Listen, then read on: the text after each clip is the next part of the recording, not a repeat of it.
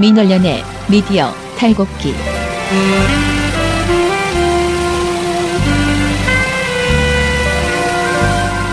민원련의 미디어 탈곡기 76화 시작하겠습니다. 예, 오늘은 좋은 날입니다. 예. 원래는 정전협정 몇 주기라고? 64주년입니다. 참 네, 남북 전쟁이 끝난. 해마다 그러면은 봉우 씨는 자기 생일과 정전협정을 같이 그럼요. 울고 먹나? 그럼요. 평화의 상징가족 같은 잊을 수가 없죠. 제가 또 통일을 바라는 그럼요. 시민으로서 아무튼 생일 축하드립니다. 생축. 네. 축하해요. 네. 시계 하나 파주십시오. 맨날 시계를 나 집에 여기 사무실에 국정원 시계 있는데 하나 줄까 그냥? 그 무서운 얘기라고 그러세요. 국정. 네, 저는 민원연의 김원경 사무처장이고요. 미디어 탈곡기의 이장입니다. 네, 저는 분야회장 배난 활동가입니다. 네, 역사적인 날 태어난 청년회장 이봉호 활동가입니다. 네. 굉장히 기분이 좋구나 오늘. 지금 여러분들에게 진짜 사진을 찍어서 보내드리고 싶은데 오늘 봉우 씨가 자기 생일이라고 때깔도 좀 좋아졌고요. 머리도 볼륨이 좋습니다 오늘. 머리는 아무것도 안 하고 온 건데. 아니 그래도 네가 기분이 좋아서 그런 거. 약간 락커 같은 분위기가 약간 나는. 민원련의 KM 되찾기 뉴스. 자. 너무 소식이 많아가지고 제가 다 연결을 해보려고 지금 열심히 추진 중이었는데 일단은 오늘 기자회견이 오전 아침 8시 반에 있었고요. 그리고 11시에 또 기자회견이 있는데요. 아침에 했던 기자회견은 KBS에서 했던 건데 KBS 그 노동조합에서 기자회견을 했어요. 그런데 한마디로 고대영 사장이 새로운 제2기를 출범시키기 위해서 인사를 단행을 했다는 것인데요. 근데 이번에 이제 부사장이 되시는 분들도 마찬가지로 적폐 세력이다라고 이야기를 하더라고요. 그래서 이제 그 부분에 대해서 오늘 아침 8시 반에 이사회를 가든 호텔에서 했대요. 왜 그렇게 자꾸 돌아다니는지 멀쩡한 KBS를 놔두고. 그죠? 그래서 그 KBS 새노조원들이 아침 8시 반에 호텔 앞에 가서 기자회견을 하고 규탄 이번 인사에 대해서 규탄하는 그런 내용을 그런 활동을 해서 바로 잠시 후에 제가 KBS 쪽에 연결을 해서요. 소식을 들으려고 하고요. 두 번째 소식은 오늘 11시에 있는 기자회견인데 이번 기자회견은 뭐냐면 고영주 박문진 이사장, MBC 박문진 이사장을 변호사법 위반 혐의로 검찰에 고발을 합니다. 내용은 뭐냐면 누구누구가 고발을 하냐면요. 딱 두 사람인데 김한균 전국언론노조 위원장과 안진걸 참여연대 사무처장이 하는데요. 안진걸 처장이 도대체 왜 느닷없이 고영주를 고발할까 궁금하실 텐데 안진걸 처장이 한마디로 사학 관련된 내용들을 이렇게 그동안 싸워왔었어요. 그러니까 사학의 문제점도 워낙 많잖아요. 그거를 이제 같이 싸워왔는데, 그래서 이제 사학개혁 국민운동본부라고 연대단체가 있거든요. 그 연대단체의 공동 집행위원장이었어요. 그래서 두 사람이 대표로 해서 서울중앙지방검찰청에 고영주 박문진 이사장을 변호사법 위반으로 고발을 합니다. 그래서 관련된 상세한 내용이 진짜 이거 읽어보니까요. 진짜 기가 막혀요. 그러니까 사학분쟁조정위원회가 있거든요. 이게 교과부 산하에 있는 거예요. 그래서 굉장히 권위 있는 모든 사학의 내용을 다 알게 되는 그런 자리에 있는 사람인데 사분이 위원으로 지내면서 사학에 대한 뭐라 그러죠? 관련된 내용을 의결을 하고 본인이 아무튼 변호사법 위반한 그런 내용이더라고요. 그래서 요거는 내일 저희가 안진걸 사무처장과 인터뷰를 하기로 약속을 했습니다. 그래서 내일 자세한 내용들 도대체 학교도 한두 개가 아니더라고요. 여러 학교에 대한 내용을 그렇게 관여를 했어요. 그래서 고영주 이사장은 우리 문재인 대통령에 대한 공산주의자 발언 그것 이외에도 아주 중대한 법적인 게다가 변호사법을 위반하는 이런 본인이 사실은 법무법인을 하나 가지고 있거든요. 그런데 이제 변호사법을 위반한 건 더 심각한 문제여서요. 이거를 내일 이야기를 하도록 하겠습니다. 그리고 사실 지금 또 하나 중요한 소식은 사실 지금 언론계에서 저희가 가장 중요하다고 생각하는 건 MBC 문제죠. MBC의 그 PD 수첩이 지금 제작 거부에 들어가 있는 상태고 그것이 어제 시사 제작국 전체로 제작 거부가 그러니까 확장됐다고 해야 되나? 아무튼 그렇게 됐습니다. 그래서 지금 MBC 시사 제작국 기자 PD 30여 명이 25일 날 총회를 통해서 조창호 시사 제작국장의 즉각 사퇴를 공식 요구하기로 그렇게 결의를 했고요. 그래 이게 한마디로 투쟁이 커지고 있는 그런 상황이다라고 보실 수 있습니다. 특히 시사 매거진 2580이 조창호 국장 부임 이후 더욱 철저하게 망가져 왔다라고 시사 매거진 2580 측에서는 이야기를 해요. 그러니까 이게 PD 수첩뿐만 아니고 모든 시사 프로에 다 마찬가지로 지금 이어지고 있다라는 것이고요. 그래서 요것도 한번 인터뷰를 좀 자세히 해야 되는데 저희가 금요일 날 우리가 저기 하잖아요. 촛불. 근데 이번 촛불은 다 필요 없고 PD수첩 이야기로 거의 처음부터 끝까지가 PD수첩 관련된 증언이 굉장히 많이 나올 예정이에요. 그래서 촛불이라고 말하면 되지. 붉은 파티. 돌마고 붉은 파티에 오시면 가장 주요한 내용들을 아실 수 있을 것 같고요. 그리고 저희가 민원연이 그 카드뉴스 하나 만들어서 올렸어요. 근데 이제 민원연 홈페이지에 올렸는데요. 그리고 돌마고 홈페이지에도 올렸어요. 그래서 여러분 들어와서 한번 보시면 좋을 것 같은데 이 내용이 사실은 언론에 다 공개되어 있는 내용인데 여러분들이 도대체 PD수첩이 왜 제작 거부에 들어갔는지 그동안 PD수첩이 어떠한 제안을 했는데 어떻게 까였는지 이런 거를 잘 모르시잖아요. 그래서 그동안에 까였던 그 아이템들을 쭉 양심 고백한 것을 전부 다 그 내용을 총 정리해서 이제 저희가 올렸어요. 그래서 꼭 한번 보시고 저는 방송에서 그걸 하나하나 이렇게 짚으면서 풀어 나가는 것도 굉장히 좋겠다. 좀 사실은 저도 그걸 보면서 이런 것까지 못하게 했어 이런 생각이 들었거든요. 그래서 그거는 한번 정리를 해보는 시간을 일부러 갖겠습니다. 그런데 이런 말들 되게 많이 하더라고요. 그러니까 그러면 그때는 왜 아무 말도 안 했어?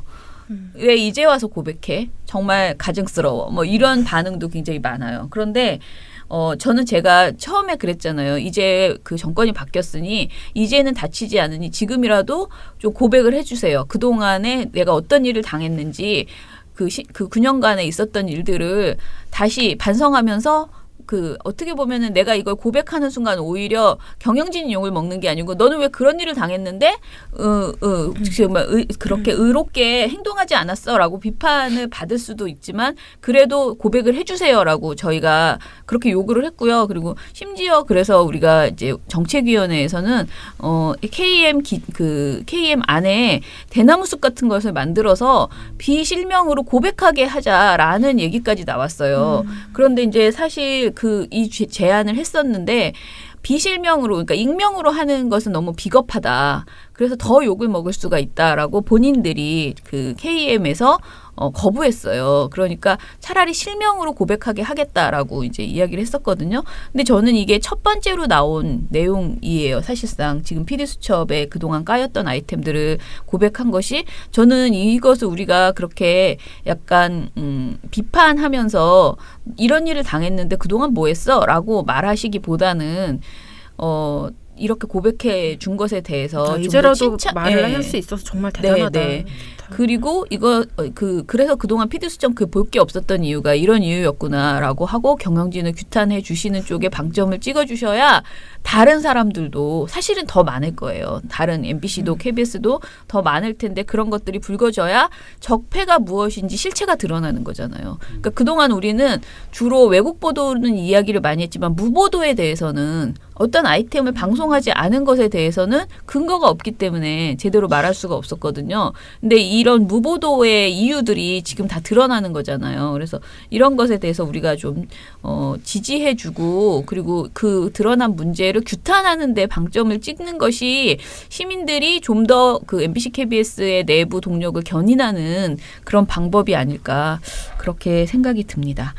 그래서 조금 어떻게 보면은 얄미운 정권 바뀌니까 이제서야 나와서 막 양심 고백하고 그리고 뭔가 막 제작 거부도 하고 그러네라고 생각하시지 마시고 좀 지지해 주셨으면 좋겠다. 응원하셨으면 좋겠다. 그런 생각이 듭니다.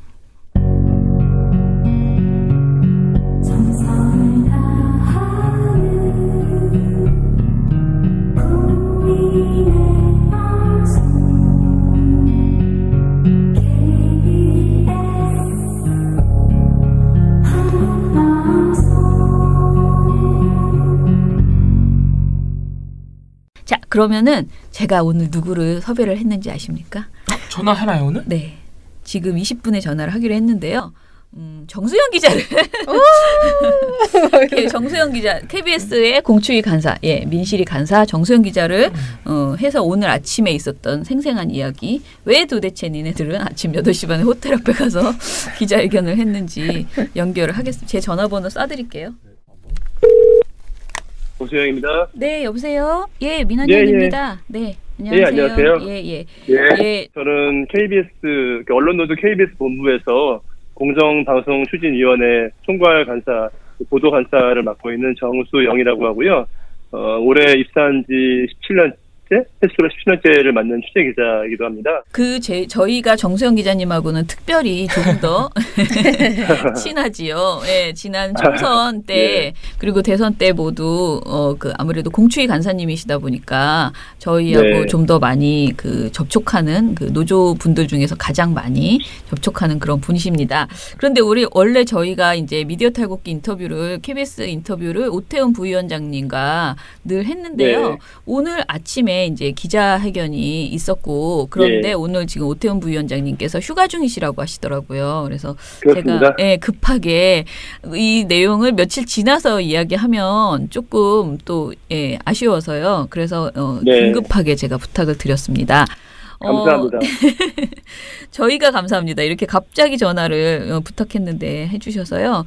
오늘 그렇게 아침 일찍 호텔 앞으로 간 이유가 뭔가요? 예, 상황 좀 설명해 주세요. 예. 네, 이제 아시다시피 KBS 내부 구성원들 그리고 국민들 모두가 한 뜻으로 염원하고 있는 것이 언론 적폐 청산 그리고 그 첫 번째 단추가 되어야 할 부역 언론인들 퇴출이 될 텐데요. 네네. 지금 퇴출 1순위로 꼽히고 있는 인물이 바로 KBS 현 사장 고대영 사장 아니겠나 싶거든요. 네네. 근데 이분이 지금 퇴출 요구가 빗발치고 있는 가운데 거기 네. 화답하기는커녕 거기 정면으로 이제 역행을 하고 나선 일이 오늘 벌어졌습니다. 네네. 이게 뭐냐면 이제 이사회 소집을 요구를 한 거예요. 예. 이사회를 왜 소집을 요구했냐? 예. 본인이 부사장을 새로 임명을 하겠다. 예. 라는 그 임명 동의를 이사회가 해줘야지만 부사장을 임명을 할 수가 있거든요. 네네.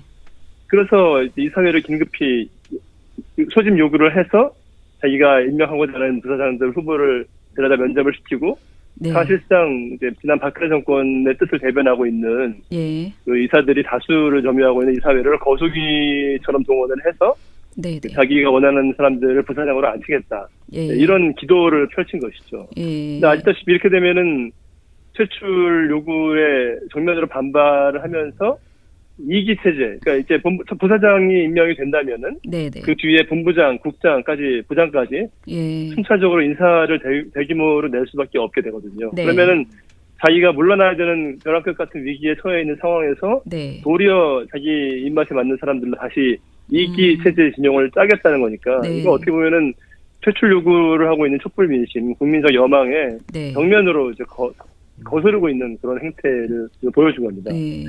근데 이제 우리가 이제 고대영 사장이 만약에 굉장히 영리한 사람이라면 뭔가 그 부사장을 굉장히 이제 뭐 진보 인사로 해서 나만 안 건드리면 돼 하고 뭔가 예. 방송을 바꿀 수 있는 그런 인물로 이제 교체를 한다면 그건 또 약간 어떻게 봐야 되지 이런 생각이 드는데 지금 이제 부사장 임명하려는 그러니까 그 분이 좀 아니라는 그런 내용을 지금 성명을 보니까 나왔어요. 그분에 대해서 좀 소개를 그렇습니다. 해주세요. 네네.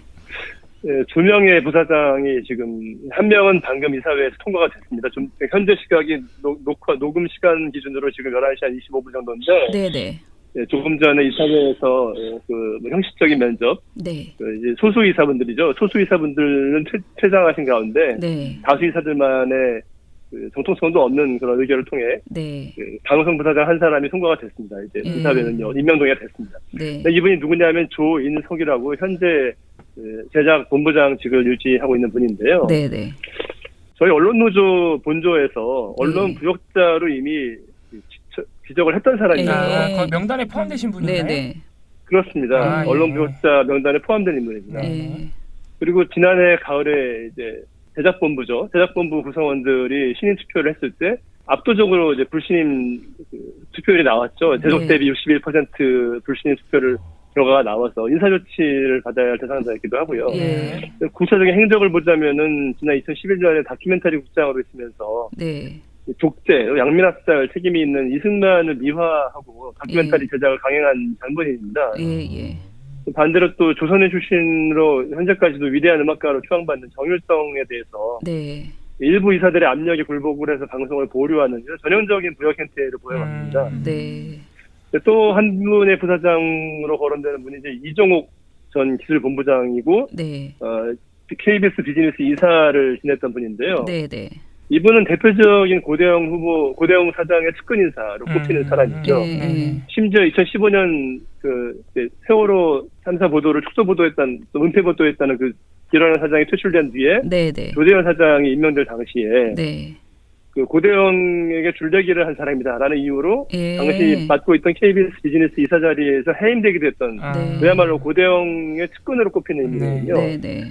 근데 이분이 그러면 결과적으로는 보훈 인사다 이렇게 볼 수밖에 없는 언론 부역자의 어떤 손발이 되어줄 사람으로밖에 안 되는 인물이고 또 네. 과거에 대전 총국 KBS는 이제 지역별로 총국이 있는데요. 그 네. 대전 총국에서 기술국장으로 재임하면서 네. 뭐 법인카드를 부적절하게 사용했다는 이유로 구설수에 오른 적도 있는 도덕적 흠결도 있는 것으로 이렇게 알려진 인물이죠. 예. 근데 고 사장은 굳이 이렇게 똑같은 그 적폐를 새로 이렇게 안 치는 이유가 뭐예요? 그러니까 새로 이렇게 제2기 체제를 구축하려고 1기가 본인의 성에 안 차, 그러니까 뭐예요? 그게 굉장히 궁금한데. 도대체 이 속내가 네. 뭘까요? 이렇게 무리를 일으켜가면서 네. 굳이 하려고 하는. 예. 그 얼마 전에 저희 PD협회에서도 이번 사태에 대한 규탄 성명을 내는데 네, 그 네. 성명에 잘 묘사가 되어 있습니다. 예. 이런 식으로 살지도 못하고 예. 이런 식으로 죽지도 못하는 그런 처지에 놓인 사람만이 보이는 선택이 아닌가. 거의 뭐 멍청했다. 마지막 몸부림 같은 예. 건가요? 네. 그렇군요. 예, 그러니까 이제 퇴출 위기에 놓인 사람이 그대로 예. 퇴출당하게 못하겠고 그렇다고 예. 전면적인 뭔가 쇄신을 할 수도 없고 그렇죠. 본인 예. 스스로가 적폐 상징이지 않습니까? 네. 그러니까 어떻게 해서든지 살기는 살아야겠는데 그 뜻을 이루지는 못하고 그 뜻을 동참할 사람이 누가 있겠습니까? 네.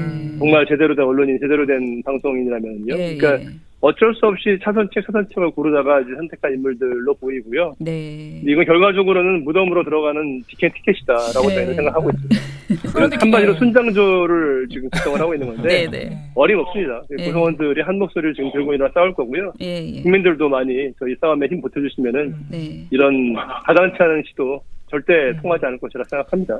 네, 저희들이 볼 때 뭐 저희 기자님이나 저희들이 볼 때는 네. 당연히 예. 가당치도 않은 지금 결정이고 행동이지만은 어쨌든 간에 고대영 사장은 나는 절대 물러나지 않겠다 이런 의지는 드러낸 것으로 봐야 하지 않겠습니까? 맞습니다. 자기 임기는 어떻게든 채워보겠다는 그죠? 신사인데요. 네.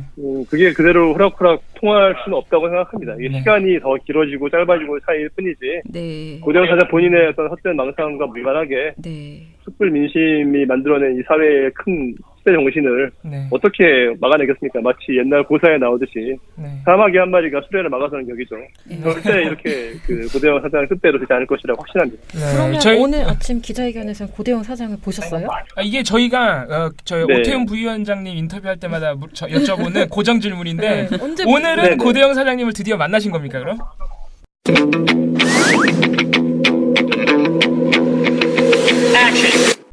사실 오늘 굉장히 가슴 설렜습니다. 몇 달째 모습을 숨기고 두문불출하면서 화물 엘리베이터로 네. 직접 사출하는 그런 분을 오늘은 드디어 볼 수 있겠구나. 네. 실제로 또 저희가 비공식적으로 알게 된 바로는 이사분들한테 마치 나올 것처럼 이렇게 소식을 전했다고 하더라고요. 네, 네. 근데 저희가 바로 그 이사회장, 두둑 이사회죠. 호텔을 빌려가지고 한 두둑 이사회인데 네, 네. 그 이사회장 앞에 또 굉장히 많은 저희 언론노조 KBS 본부와 또 저희 KBS 노동조합의 뭐 집행부와 중앙위원 이런 관련자들이 많이 모여 있으니까 네. 역시 오늘도 모습을 숨겼습니다. 아. 안 나왔습니다. 안 나왔어요 이사회에. 아, 안타깝다. 굉장히 아쉬웠습니다. 그렇구나. 아니 그럼 이사분들은 다 만나보셨어요? 들어가시는 모습 다 보셨어요? 그 지금 오늘 의외로 또 평소에는 잘 나오지도 않던 이사분들까지 전원이 집결해가지고 똘똘 뭉쳐서 예. 왔더라고요.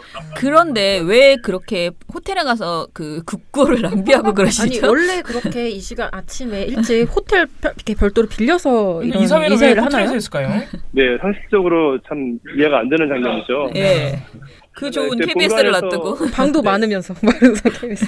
예, 맞습니다. 어제도 사실은 이사회가 열렸습니다. 예. 어제도 저희 이제 언론노조, KBS 노조 이제 집행부들이 가서 네. 그 이사회에 참석하는 이사들을 상대로 항의를 했습니다. 그러니까 네.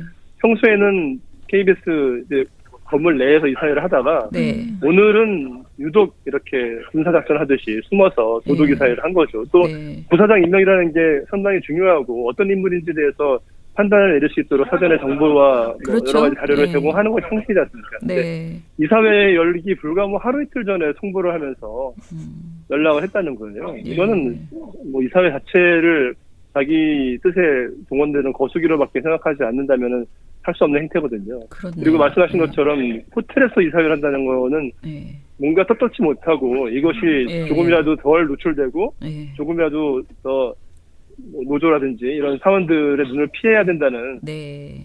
그런 도둑의 재발적인 심정이 아니었다면 예. 이렇게 할 이유가 없다고 봅니다. 네.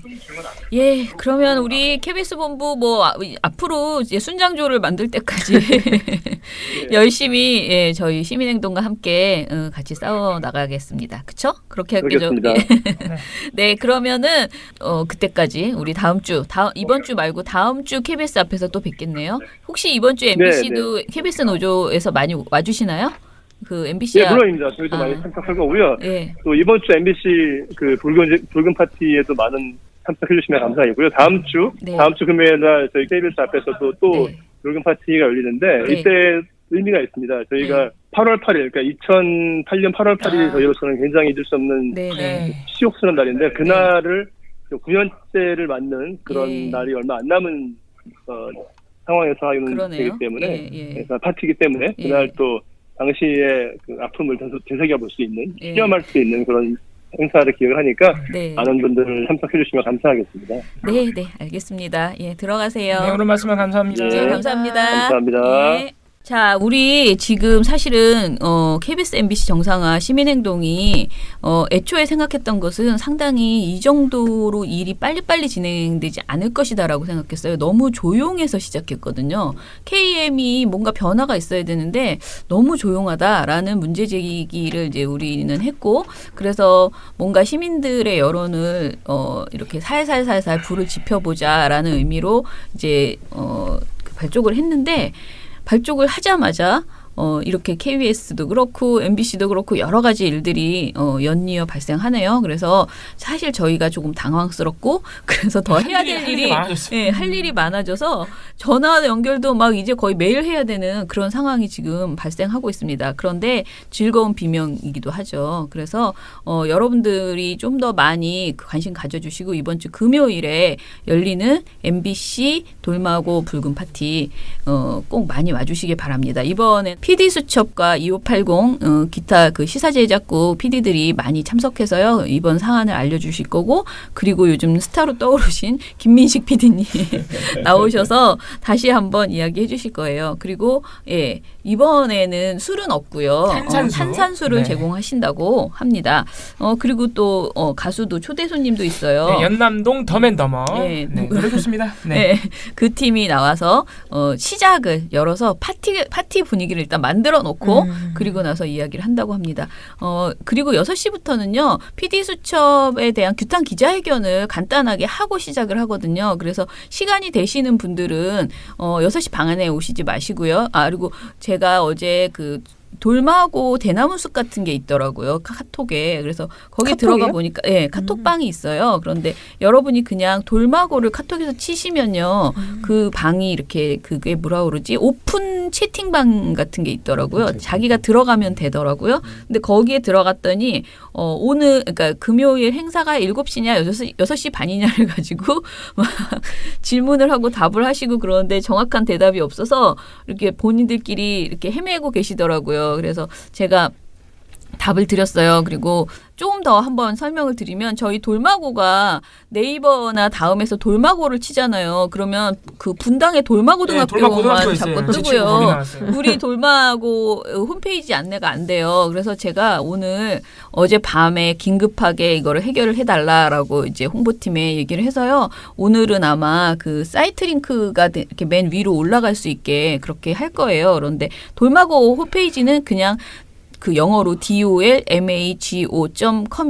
그래서 해서 들어오시면 되고요. 매일매일 관련된 새로운 내용들 올려드리고 있습니다. 그리고 이번 주 돌마고 붉은 파티는 다른 날과 달리 원래 KBS는 7시에 시작했어요. 근데 6시 반으로 앞당겼습니다. 아무래도 퇴근길에 조금이라도 더 들리시지 않을까. 상암이 굉장히 그 직장인들도 많고 그렇잖아요. 그래서 그분들이 좀 함께 하려고 6시 반으로 당겼습니다. 그래서 그렇지만 저희는 거의 9시까지 거기에 8시 반, 9시까지는 있을 거기 때문에 조금 늦으시는 분들도 많이 와서 같이 힘을 모아주시기 바랍니다. 많이 오셔야 시사제작국 그 PD들이 쫄지 않습니다. 쫄지 않게 좀 힘을 주시기 바랍니다. 지난주 금요일 돌마고 붉은 파티 여의도 KBS. 오늘 좀 날씨도 그렇고요. 또 금요일 밤이다 보니까 그래도 그럼에도 불구하고 많이 나와주셨어요. 그죠? 그렇죠. 네. 재벌개혁, 언론개혁 중에 언론개혁은 전혀 이루어지지 않고 붉은 파티에 매주 오셔야 합니다. 찍으면 다 들립니다. 근데 아마 저희가 확인 안 해봤는데 아마 오늘 고대영 사장 아마 3시쯤 나가지 않았을까 라는 4시에 나갔대네요. 4대강, 세월호 수많은 아이템들을 다루려고 PD들이 내부에서 노력했지만 기사는 거덜나고 아이템은 불방되기 일쑤였습니다. 왜 나한테 이런 일이 생겨? 일종의 시범 케이스 같은 그런 모양이라고 이야기를 해요. 만만하잖아. 제가 만만하게 생겼나 봐요. 여러분들을 임원으로 뽑은 건데 MBC 살리겠다는 의지가 여기서 보입니까? 여러분들이 김장겸 사장이 물러나와야 하는 이유입니다. 그랬습니다. 덥지만 미리미리 준비해야 됩니다. 김장겸 사장님, 김장 겸사겸사 하실 겸 미리미리 방 빼시기 바라겠습니다. 7월 28일 금요일 저녁 6시 30분 돌마고 두 번째 붉은 파티 상암 MBC.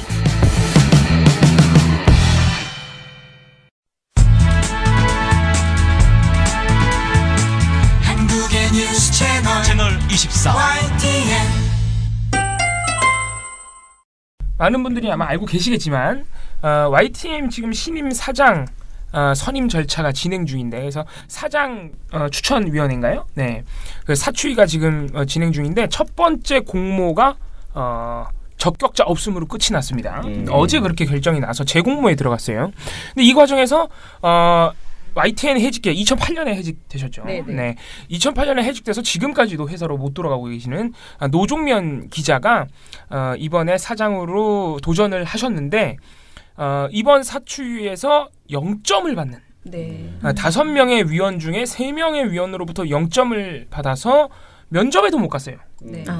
그래서 그저께부터 YTN 구성원들이, 사실 YTN이 한동안 사내 시위가 없었거든요. 노조원들이 이렇게 뭐 열심히 집회를 하거나 그런 일이 잘 없었는데 오랜만에 또 이제 YTN 사내에서 사추위 물러가라. 그래서 또 집회가 일어나고 이런 일이 발생했습니다. 왜냐하면은 3명이 똑같이 5명의 사추위원 중에 3명이 똑같이 0점을 준다? 있을 수가 없는 일이거든요. 그렇잖아요. 네. 그래서 담합을 한 것 아니냐, 이런 지금 의혹이 나오고 있고, 왜냐하면 그 세 분이 마사회, 그리고 한국인삼공사, 그리고 한전 KDN, 이렇게 세 공기업에서 이제 추천한 위원들인데 이 세 공기업이 뭐냐면은 대주주예요, YTN의. 그러니까 YTN의 대주주가 셋 다 공기업이라는 의미는 준공영 방송이라는 거죠. 그래서 그런데 이 세 공기업은 또 박근혜 정부 때 임명된 사람들이 지배하고 있는 상황이란 말이죠. 그래서 박근혜 정부 때 임명된 이 공기업의 지배자들이 노조 출신인 노중명 기자의 사장 선임을 막기 위해서 영점 담합을 한 것 아니냐. 지금 노조에서는 이렇게 보고 계시고 노중명 기자도 이런 부분에 대해서 성명 비슷하게 자기 SNS에서 또 비판을 하셨고 그런 상황입니다.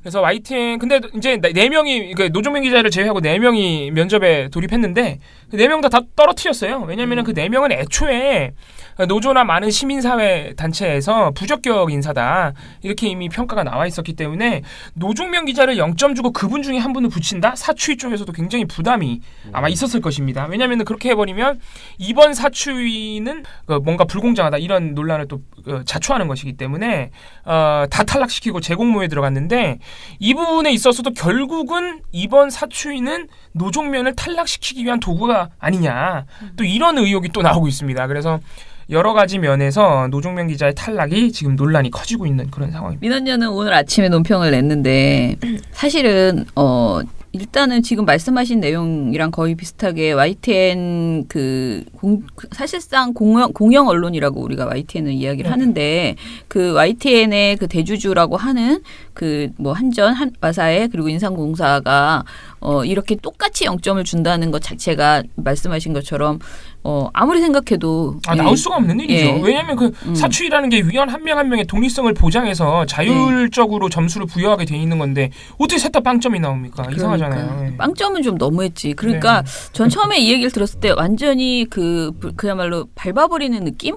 그런 생각이 들었어요. 그러니까 그냥 단순히 탈락, 뭐 면접에 가서 탈락하는 게 아니고 그냥 완전히 눌러버리는 그런 느낌이 드는 그런 결과였는데 넘보지도 말라 이런 의미죠. 네.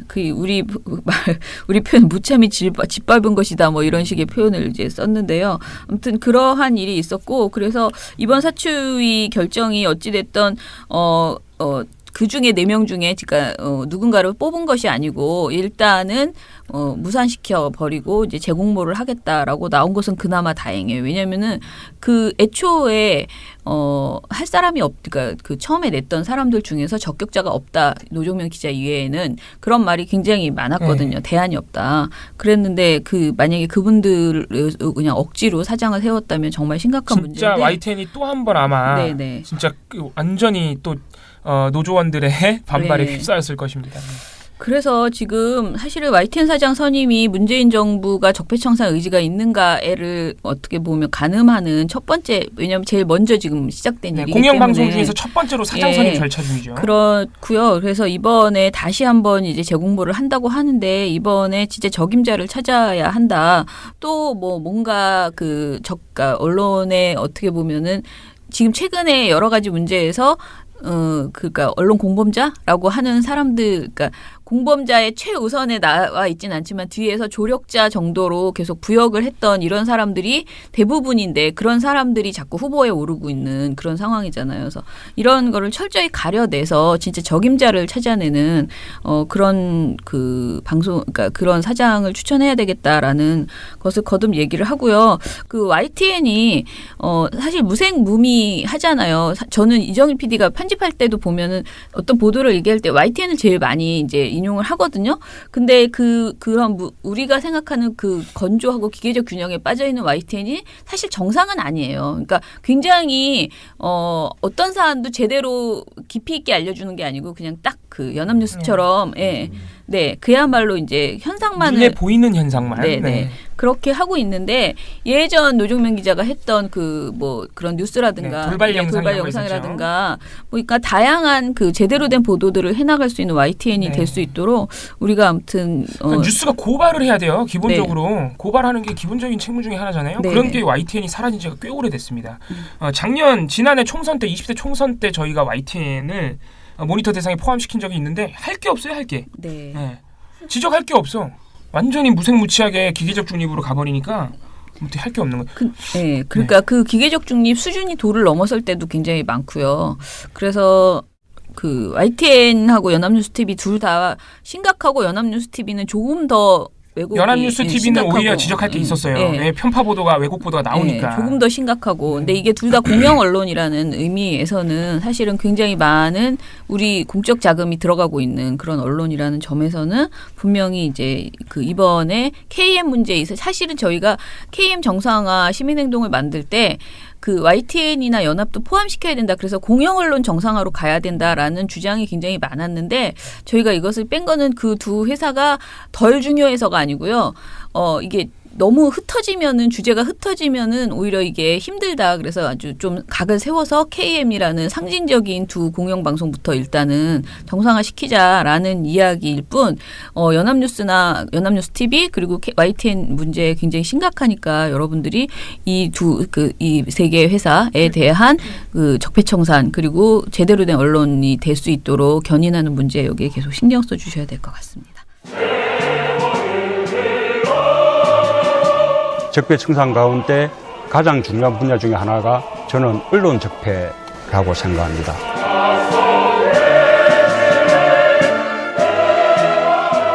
민원연에 대한 압도적 지지가 대한민국의 새 시작을 여는 힘입니다. 시민 여러분들의 힘으로 언론 교체 꼭 해내겠습니다. 정말 잘해보고 싶습니다. 힘을 모아 주십시오. 민원연의 미디어 탈곡기.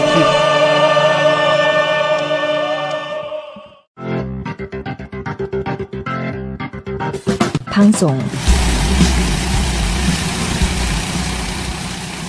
일단 이 얘기를 안 할 수가 없습니다. 저희가 지난주 목요일 날 나왔던 TV조선의 37조 원 보도 기억나시나요? 네.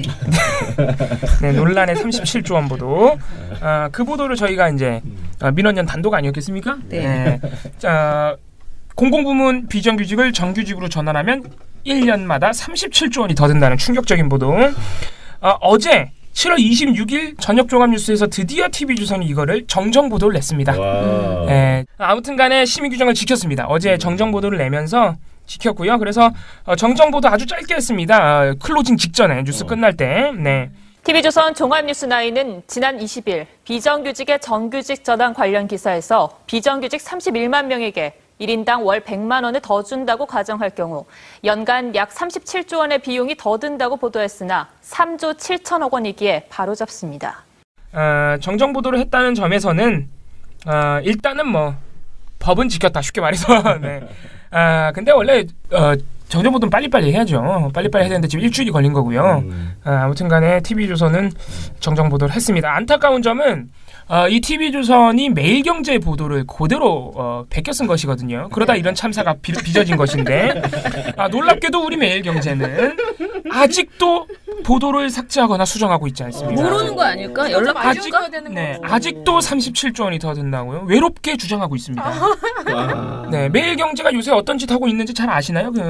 최저임금 관련. 네, 많은 이상한 보도들을 내고 있고요. 요즘이라기보다는 계속 그랬어요. 네, 계속 그랬나요? 네. 그리고 매일경제가 최근에 이 보도 경제 관련해서만이 아니고 많은 이상한 보도를 내고 있는데 탈북해서 방송에도 출연했던 임지연 씨라고 아시죠? 그분이 사실은 간첩이었다. 아니 어떻게 그런 말을? 난파 공작원이었다. 이거 매일경제가 보도했었어요. 그러니까 그 단독 기사를 봤는데 네. 근거가 없어요. 없어. 그냥 탈북자 그 탈북자의 그렇게 생각된다는 추정? 네. 그걸 근거로 그런 식으로 말해버리는 거예요. 근데 어떻게 말해도 입증할 수 없다 이렇게 생각하는 거지. 원래 그런 보도는 내면 안 돼요. 수 없는 거죠. 그렇죠. 내면 안 돼. 입증이 불가능한 보도를 내면 거기다 내면 그 안 단독 돼요. 우리 국정원은 도대체 뭐 한 거야? 그런 사람. 공작원이 텔레비전에 다 출연하고 그동안 그렇게 휘젓고 다녔는데 개혁해야 돼. 그리고 다시 올라가는 데까지 아무것도 한 일이 없는. 그 논리대로면 정보 뺄 거 다 빼고 즐길 거 다 즐기고 돈 많이 번 다음에 가져간 거 아니야 다.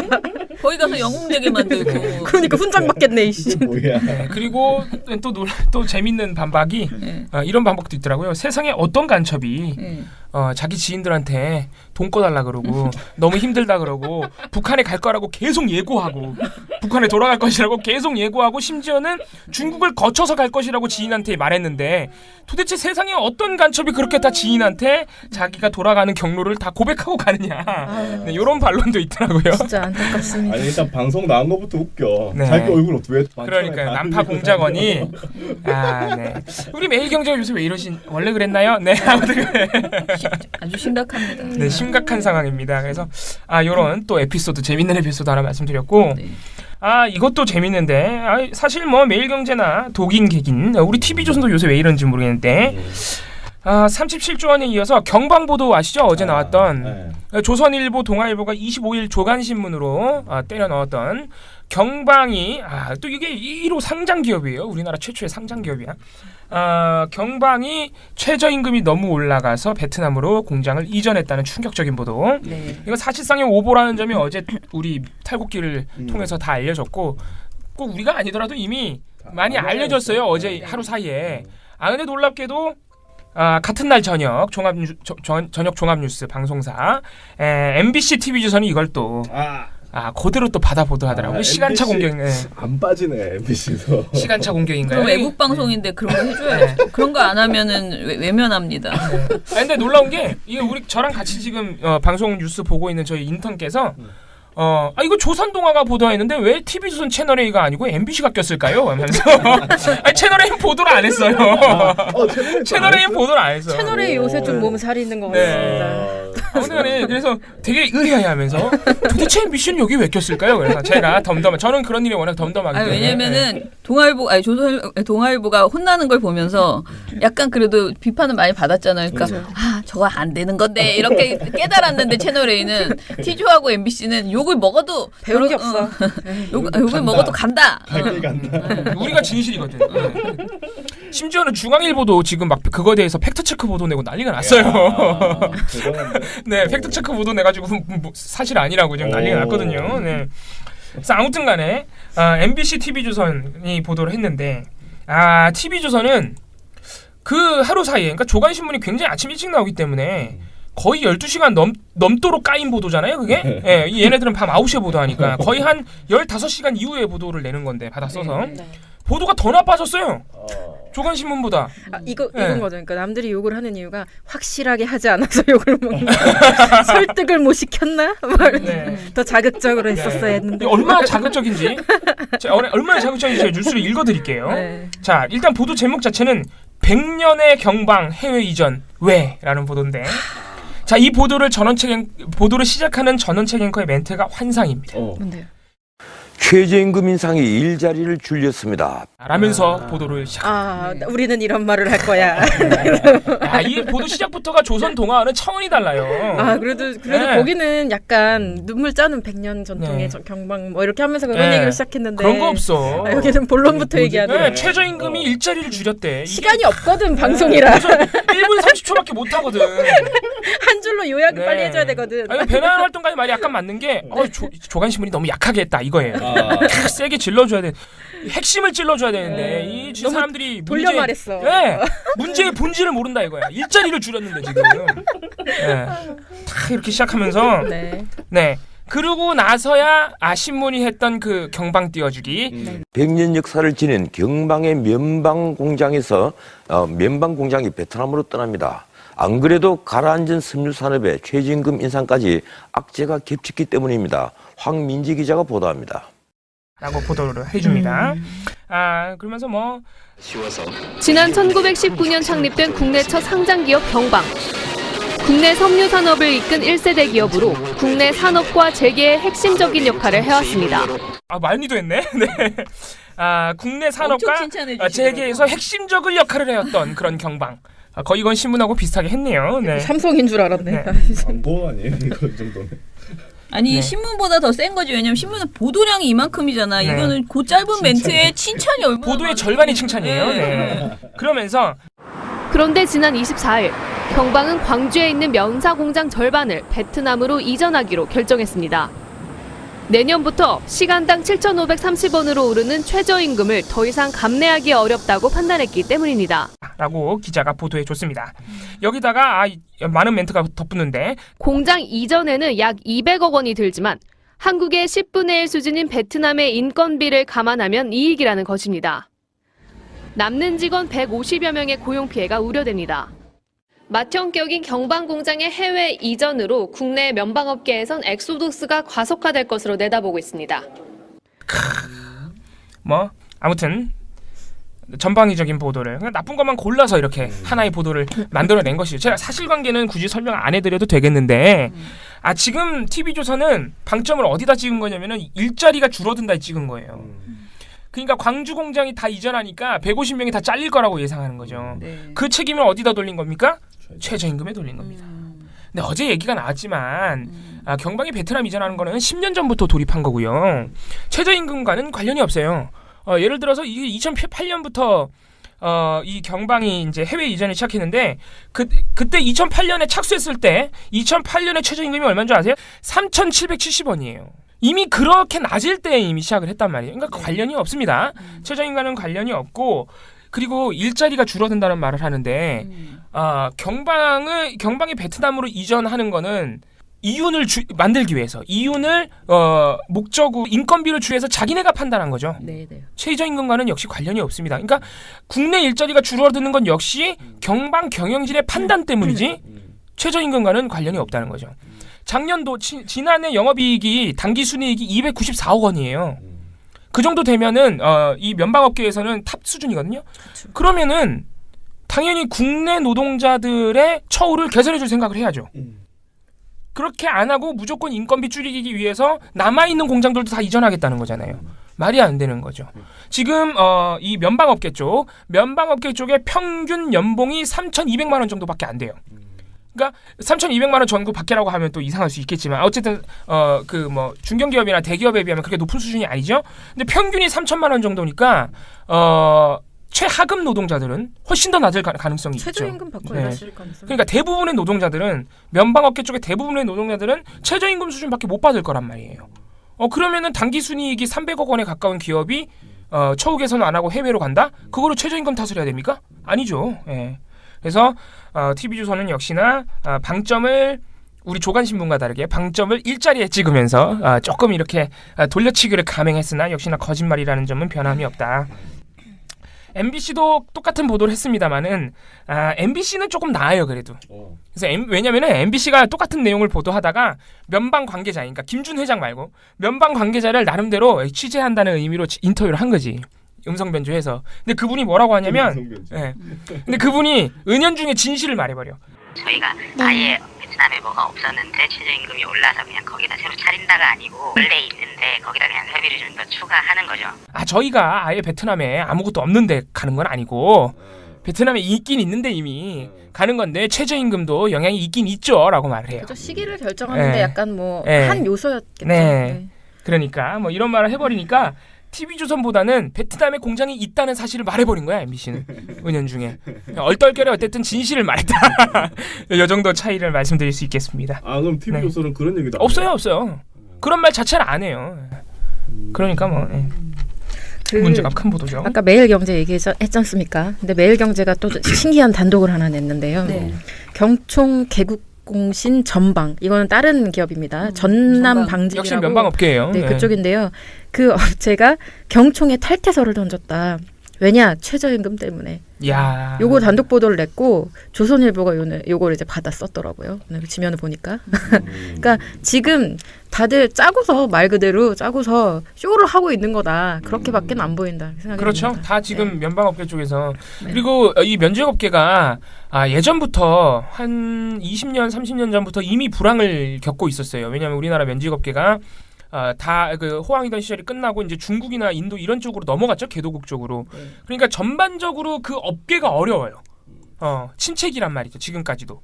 그러니까 그런 전반적인 경제 상황에 이제 모두 얽혀 있는 문제인데 이 기업의 어려움이라는 게. 산업 업계 자체의 문제도 있고 여러 가지가 있는데 다 이걸 최저임금 탓으로 뒤집어 씌우고 있는 거죠. 예전부터 어려웠던 업계의 그 어떤 상황이 왜 내년도 최저임금 때문이야? 이상하지 않아요? 아무튼 네, 그런 보도가 지금도 이어지고 있다는 거 네, 말씀드릴 수 있겠습니다. 네.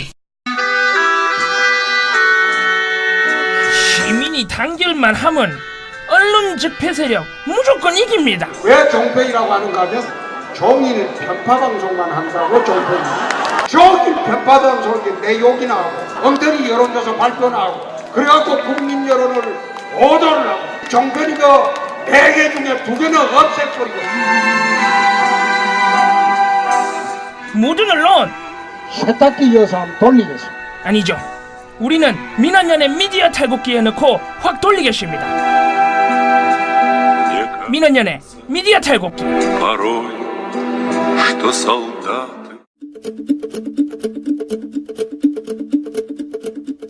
신문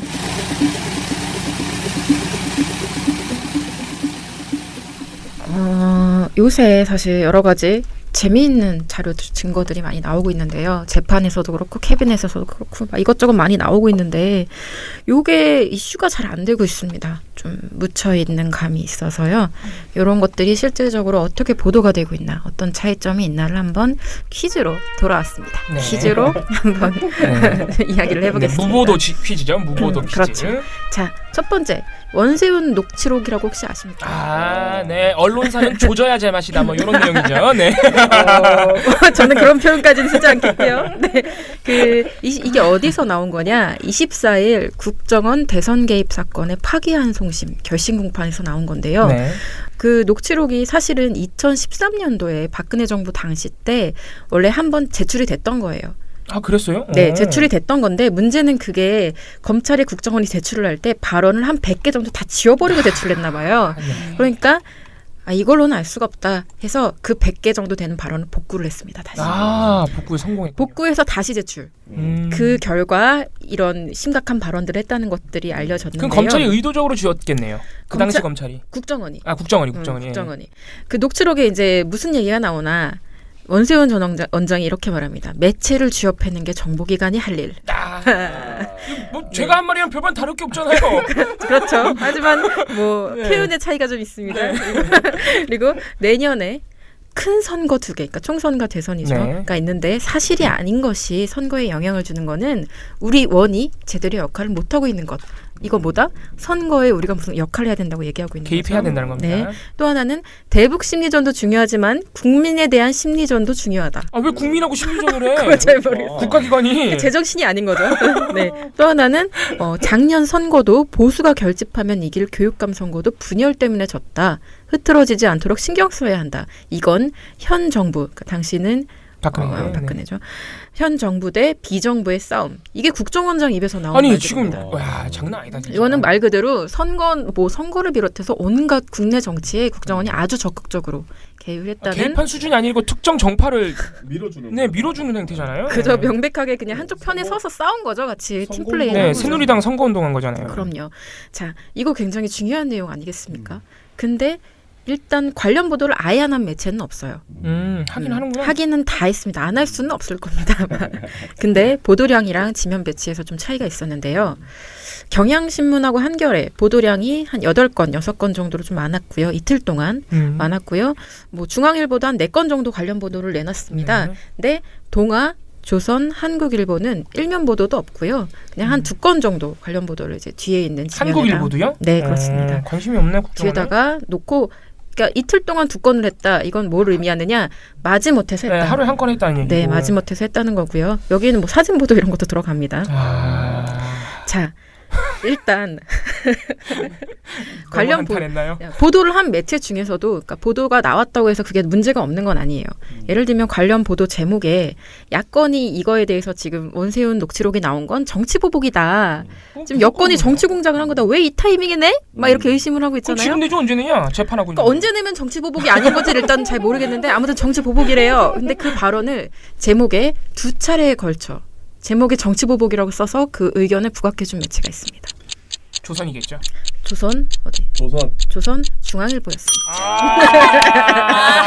아는 나로서는 너무 중앙일보 안타깝습니다. 왜 이러죠? 아까 중앙일보는 보통 대부분 미보도잖아요. 네. 근데 요건에서 4건의 보도를 내놨단 말이에요. 그래서 뭐 일면 보도도 내고 그래서 열심히 하나 봤더니 이 4건 중에 2건을 정치보복이야? 정치보복 프레임으로 보도를 요새 했습니다. 중앙일보가 삼성한테 광고를 못 받는데요. 아, 진짜요? 그래서 힘들어가지고 자극적으로 막 이렇게 해서 좀 어떻게 해보려고 그러나? 아유, 힘든 흔적이 나중에 또 나올 겁니다. 기사에서. 자, 또 하나. 원세훈 관련 보도면 누구 이름이 나와야 되느냐? 이명박 이름이 나와야 됩니다. 네. 이명박, MB 뭐 하나라도 같이 엮여 나와야 돼요. 왜냐?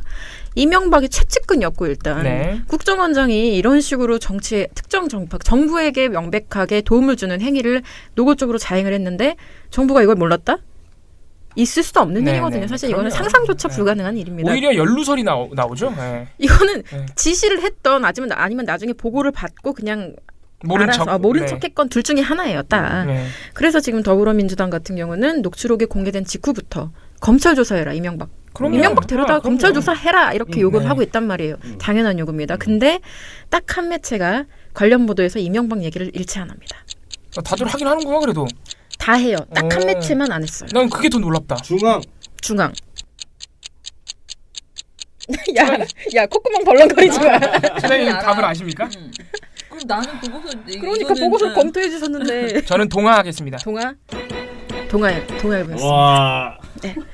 동아일보는 원세훈 관련 녹취록 그 2건의 보도에서 단 한 번도 MB, 뭐 이명박 이런 말을 안 해요. 심지어 사설을 냈거든요. 동아일보는 원세훈은 뭐 철저하게 조사해야 된다. 국정원 이렇게 해서 되겠냐 얘기를 하는데 이명박 얘기를 안 합니다.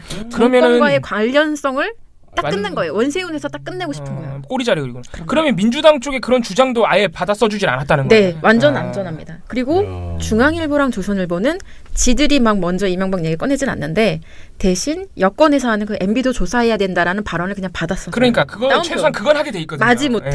마지못해 해주고 있습니다. 일단 요거는 원세훈 녹취록 관련해서는 요런 기사가 있었고요. 아까 중앙일보가 요새 힘들다 그 얘기를 했었잖아요. 힘들어서 좀 이제 열심히 해야겠다라는 그런 생각을 하게 된 것 같아요. 예전보다 더 열심히. 25일 날 무슨 재판이 있었냐? 이재용 삼성전자 부회장 재판이 있었습니다. 네. 여기에서 또 엄청난 게 하나 터졌죠. 청와대 민정수석실에서 최근 발견된 삼성 경영권 승계 관련 문건이 우병우 전 민정수석의 지시로 만들어졌다라는 특수부 출신 현직 검사의 증언이 나왔습니다. 굉장히 신빙성이 높죠. 이거 그냥 지나가는 사람이 한 얘기가 아니에요. 이걸 지면을 통해서 보도하지 않은 매체는 중앙일보밖에 없었습니다.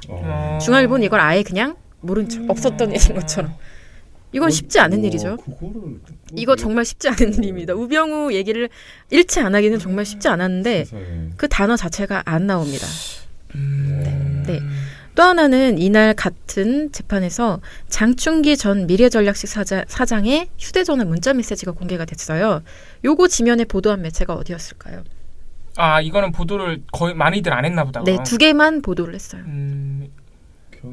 저도 경향한겨레. 조선일보와 한겨레. 오, 경향도 안 했다. 이것도 내용이 충격적이거든요. 네. 삼성 사장이 막 감사원장을 누구로 해라 막 이런 내용이야. 그러니까 이거는 그 문자 내용을 보면 뭐냐면 국정원이랑 삼성이랑 서로 정보를 막 계속 주고받고 있어요. 기업이랑 경영권 승계를 위해서 관련 필요한 정보들을 막 주고받으면서 뭐 어떻게 해야 된다 그런 얘기를 하고 있는 건데 그거를 한겨레는 제대로 보도를 합니다. 일단 그거를 중심적으로. 자, 조선일보는 보도를 하긴 하는데 뭘 얘기를 하느냐? 삼성 얘기를 일치 안 해요. 일치 안 하고. 장충기 사장인데 어떻게 삼성 얘기를 안 하죠? 삼성 얘기를 안 하고요. 그러니까 국정원하고 삼성하고의 커넥션 부분을 다 모른 척 하고요. 임채진 전 검찰총장하고 그 장전 그 미래전략 차장 그분하고 서로 얘기하면서 삼성에 근무하는 사위 인사청탁을 한 내용 있죠. 그거 얘기 주고 받은 것만 쏙 빼서 그냥 그 얘기만 합니다. 인사청탁만? 국정원이랑 연관이 삼성이 돼서 막 주고받았다라는 그런 얘기를 안 하고 그냥 다른 사변적인 보도 안 한 거나 다름없는 상황. 사변적인 얘기를 좀 하고 있고요. 자, 반면 중앙일보가 유일하게 혼자 보도를 한 것도 있습니다. 뭐냐? 홍준표 자유한국당 대표가 얼마 전에 사과를 했죠. 홍석현 전 중앙일보 회장이 신문 갖다 바치고 방송 갖다 바치고 조카 구속시켰다는 발언은 사실이 아니고 지나친 얘기다라고 사과드린다라고 홍준표가 말을 했습니다. 홍준표 대표가. 네. 그 사과를 중앙일보는 6개 일간지 중 유일하게 혼자 지면에 보도했습니다. 저는 이게 사실상 사유화됐다. 지극히 사유화된 증거다라고 생각을 합니다. 삼성 관련 이슈는 조용히 해. 삼성 관련 이슈는 주절주절 다 남들 다 얘기하는 것도 말 안 하고 홍준표가 사과한 거는 혼자 열심히 지면에다 받아 써주고 종합면에다가 이거는 뭐 사실상 언론이 할 수 있는 행동이라고 생각되지는 않고요. 저렇게 해야 삼성이 광고 주나 보다. 그러니까요. 지금 굉장히 지금 흔히 제가 지금 밀고 있는 그 유행어가 하나 있지 않습니까? 바지 벗고 바지 벗고 노력하는.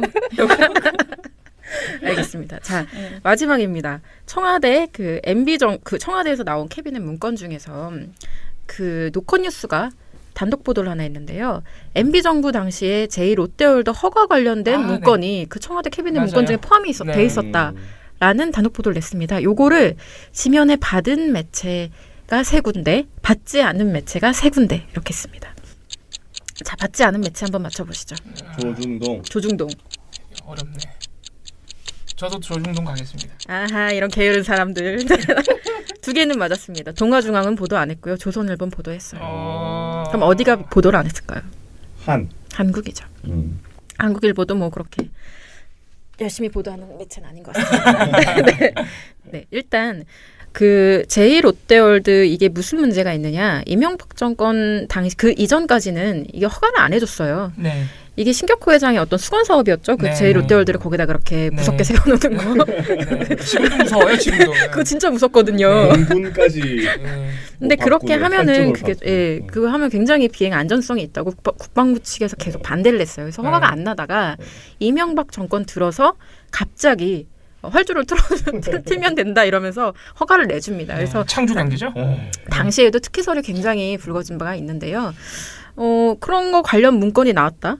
그럼 사람들이 다 이거 특혜설 관련된 문건 아니야라고 이목을 집중할 수 있죠. 근데 이거에 대해서 경향, 조선, 한겨레는 보도를 하는데 조선일보는 보도를 했는데 좀 이상하게 보도를 합니다. 또? 네. 제목이 뭐냐. 처음서 MB정부 문건도 발견. 야, 더 이상 공개 안 한다더니 언론통에 흘리나? 또 야권. 네, 야권의 그 언론 플레이다. 요것도 사실 그 노컷뉴스의 단독 요것도 언론 플레이 아니냐라는 야권의 지적을 부각합니다. 실제 그게 어떤 의미가 있는 내용인 건지 뭐 이런 분석은 이체 나오지 않고요. 그러니까 가만히 있을 수 없는 거죠. 같이 싸워주는 거죠. 이거는 야권과 함께. 그런 내용들이 있었습니다. 그래서 지금 신문들이 보도해야 될 걸 보도 안 하고 보도 안 해도 되는 걸 자꾸 보도를 하고 이런 모습을 보이고 있다. 이렇게 말씀드릴 수 있겠습니다. 안 하면 욕먹을 것 같은 건 이상하게 하고. 네. 아유, 아무튼 신문들도 애씁니다. 내가 보기에는. 깨알같이. 저 이명박 때 저 활주로 튼 거 얘기 나오니까 지금 생각해보면 그동안 정말 몰상식한 일이 너무 정상적인 일처럼 많이 일어나가지고. 그죠. 엉망진창이에요 진짜.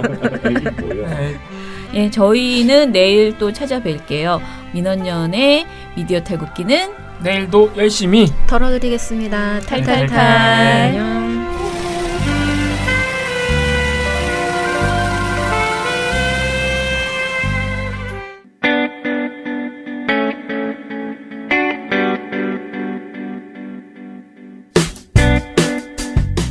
안녕하세요. 민원연의 이봉우 활동가입니다. 우리나라에서 언론의 문제는 민주주의의 문제입니다. 독재와 부패 기득권을 대변하는 언론들은 아직도 살아있습니다.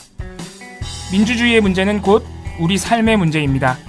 사주의 입장을 반영한 권력의 욕심을 투영한 언론, 이들을 감시하려면 전문성과 꾸준함 그리고 투명함이 기초되어야 합니다. 민원연은 1984년부터 시민단체로서 언론을 감시해오고 있습니다. 민주언론 시민연합은 여러분의 소중한 후원으로 투명하게 운영됩니다. 민원연 후원으로 언론을 감시하고 견제하는 활동에 힘을 보태주세요.